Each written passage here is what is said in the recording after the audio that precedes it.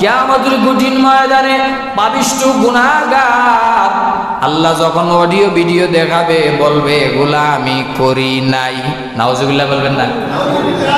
আল্লাহর সাথে ওই দিন বাটফারি করবে।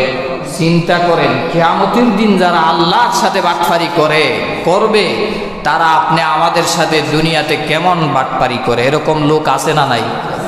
ডাক দিয়ে বলবে আল্লাহ ভিডিও ঠিকই দেখাইছেন কিন্তু এটি আমার না, এরকম লোক সমাজেও আছে, ঠিক না বেঠিক?